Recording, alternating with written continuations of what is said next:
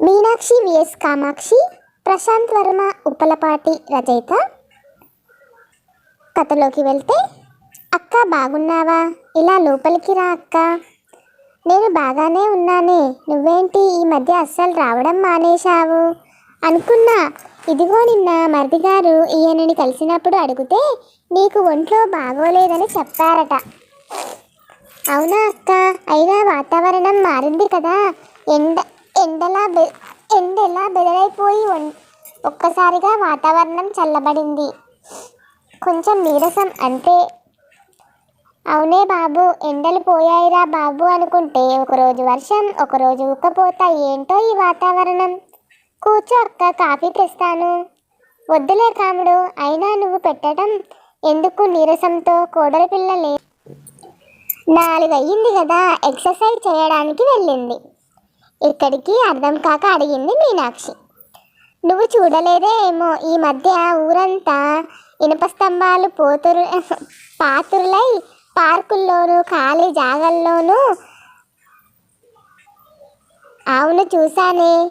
అవి పిల్లలాడుకునే ఆట వస్తువులు కాదా? కాదక్క, ఒళ్ళు తగ్గించే యంత్రాలవి. అవునా? అయినా అక్కడ నీ కోడలికేం పనే? ఒక్క నిమిషం కూర్చో అక్క, ఇప్పుడే వస్తా అని లోపలికి వెళ్ళి ప్లేట్లో 4 రకాల తినుబండారాలతో వచ్చింది ఆవిడ. బాగోలేదన్నావు కాముడు, ఇవన్నీ ఎప్పుడు చేశావు? ఇంట్లో పిల్లలు ఇవి తినడం లేదని ఎప్పుడో మానేశానక్క. కాకపోతే మొన్న మీ మరిదిగారు నోరు చచ్చిపోయిపోయింది, ఏమైనా చెయ్యవే అని అడిగితే నువ్వుండలు చక్కిరాలు వేశా, ఏదో కాలక్షేపం. సరే కానీ ఈ యంత్రాల గొడవేంటి, అది చెప్పు ముందు. ఈ మధ్య వ్యాయామాలు ఉండటం లేదని ఎవరైనా చేసుకోవడానికి, అదే అందరూ వ్యాయామశాలకి వెళ్ళలేరు కదా, అందుకే అందరికీ అందుబాటులో ఈ యంత్రాలు పెట్టారు. అయితే అక్కడ నీ కోడలికి ఏం పని? నా కోడలు అనే ముందు ఊళ్ళో ఆడాళ్ళు మగాళ్ళు అందరూ అక్కడే ఉంటున్నారు. అది కాదే, చదువుకునే పిల్లలంటే ఏదో పుష్టిగా కనిపించాలని సరదాగా వెళ్తారు. ఇక ఆఫీసుల్లో కూర్చొని పనిచేసే మగాళ్ళు వెళ్ళారంటే అదో రకం శారీరక శ్రమ చేసే మగాడు. ఇంట్లో పని చేసుకుంటే సరిపాయే, ఆడంగులకి ఎందుకే ఇదంతా? ఏమో అక్క, 4 అయ్యేసరికి వెళ్తుంది, 5:30కి వస్తుంది. స్నానం చేసి టీవీ ముందు కూర్చోవడం, ఇక వంట ఏదో మామ అనిపిస్తుంది. ఒక్కోసారి వంట పని నాదే. అది కాదే, ఈ కాలం పిల్లలకి ఇదేమి పైత్యమే? చీపురు పట్టుకొని నడుం వంచి ఇల్లంతా ఊడిస్తే దాన్ని మించిన వ్యాయామం ఉంటుందా? పిండి రుబ్బడాలు, రోటి పచ్చళ్ళు ఎలానూ పోయాయి. అన్నీ మిషన్లే. గంటలు ఆ టీవీ ముందు లేదా సెల్ ఫోన్ల ముందేసుకొని కూర్చుంటే అవసరమైన కొవ్వు పెరిగి ఒళ్ళు పెరుగుద్ది. అది సహజం. పని మనిషిని మానిపించి కొంచెం ఇంట్లో పని చేసుకుంటే పొద్దుపోద్ది కదా. నాతో అంటే అన్నావు కానీ ఎవరితో అనకక్క. ఇప్పుడు ఇంట్లో పని చేయడం అంటే నామూషి. కొంతమందికి తిన్న గిన్నె కూడా పని మనిషి వచ్చి తోమాలి. కానీ ఇలా వీధిలోకి వెళ్ళి ఇలా మిషన్లు తొక్కడం అయితే ఫ్యాషన్. సరిపోయింది. ఇదేం ఫ్యాషనే? అక్కడ గడిపే ఆ కాస్త సమయం ఇంట్లో పని చేసుకుంటే ఇల్లు శుభ్రంగా ఉంటుంది, ఆరోగ్యానికి ఆరోగ్యమును. కానీ అక్క, ప్రభావతి గారి కోడలు ఉద్యోగం చేస్తుంది, తీరికుండదు కదా. మరి అలాంటి వాళ్ళకైతే ఎలాను? తప్పదు కదా. సిగ్గు లేకపోతే సరి. ఉద్యోగం చేసి అలసిపోయి వచ్చింది, పని ఎవరికైనా అప్పగించి విశ్రాంతి తీసుకోవాలి లేదా ఉదయం వదిలేసిపోయిన ఇంటిని శుభ్రం చేసుకోవాలి. కానీ ఇలా ఆఫీసు నుండి రావడం, తయారైపోయి వీధుల్లోకి పోయి ఆ మిషన్లు తొక్కడం, వాటి మీద ఎక్కి డ్యాన్స్ ఆడటానికి వచ్చే ఓపిక ఇంట్లో పనికి మాత్రం రాదు. అదేం మాయ రోగమో ఏమో. మరి ఆడాలంటే ఇంటి పనితో సరిపెట్టుకున్న మగాళ్ళకి అవసరం కదా. ఎందుకే వాళ్ళకి మాత్రం ఏం మొన్నటికి మొన్న ఆవకాయ పెట్టుకున్నప్పుడు మీ బావగారు నాకు ముక్కలు తరిగి ఇవ్వలేదా? ఆయనకి వయసుకి ఆ పనికి సంబంధం ఉందా?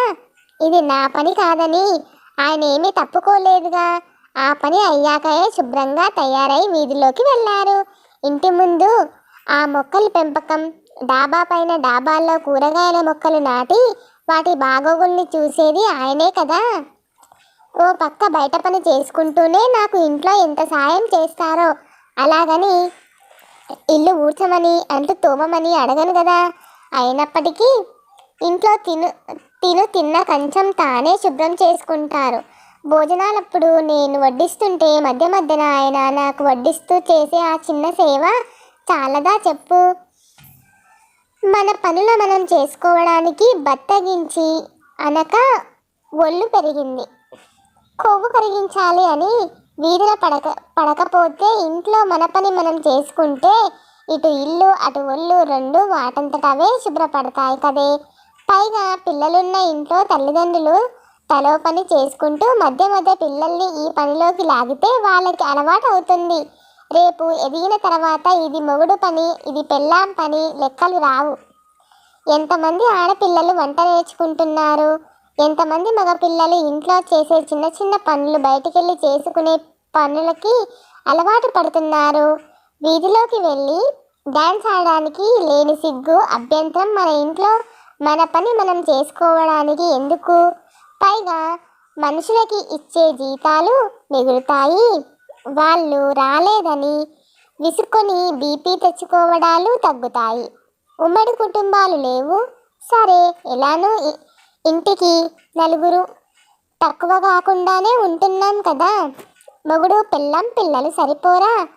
మారుమూల పల్లెల్లోకి వెళితే ఓపిక లేని ముసలి వాళ్ళు కూడా ముంత సర్దుకొని కూలికి వెళ్తూ కనిపిస్తారు మనకి. నిజమే అక్క, ఈ రోజుల్లో పిల్లలకి వాళ్ళ చిన్న చిన్న పనులు చేసుకోవడం కూడా చేత కావటం లేదు. మనవడు స్కూల్ చొక్కా ఇస్త్రీ లేదని నానా హంగామా చేశాడు. 15 ఏళ్ళు వచ్చాయి, ఆ మాత్రం ఇస్త్రీ చేసుకోలేడా? అయితే అమ్మ లేకపోతే నాన్న చేసి సిద్ధంగా ఉంచాలి. అక్కడ దాకా ఎందుకు? 4 ఇళ్లల్లో పనిచేసే పని మనిషి కూడా సాయంత్రం ఇంటికెళ్ళి తన పని తానే చూసుకుంటుంది. ఇంకో పని మనిషిని పెట్టుకోదు. పిల్లల్ని తయారు చేసి బడికి పంపి మొగుడికి ఇంత ముద్ద వండి కూలికి పంపి అది సరిపోదని తాను 4 ఇళ్లలో పనికి బయలుదేరుతుంది.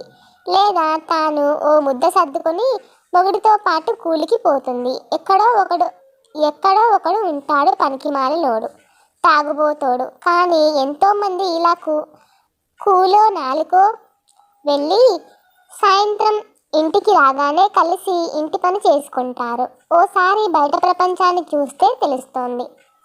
సర్లే అక్క, కబుర్లో పడి నువ్వేం తినలేదు, తింటూ ఉండు, నేను వెళ్ళి కాఫీ చేసి తెస్తా. కాఫీ వద్దే కాముడు, కూర్చో అని నువ్వులుండలు నోట్లో వేసుకుంది మీనాక్షి. ఎలా ఉందక్క? చెప్పేదానికి ఏముందే, ఏదైనా మన తిండి మనదే, ఆ రుచి దేనికి రాదు కదా. అవునక్క. సరే నేను వస్తానే, ఇంకా మీ బావగారు వస్తారు. రేపో ఎల్లుండో నేనే వస్తాలే అక్క. వద్దులే, నువ్వు బాగా నీరసంగా ఉంటున్నావు, వీలు చూసుకొని నేనే వస్తాలే. ఉంటా మరి.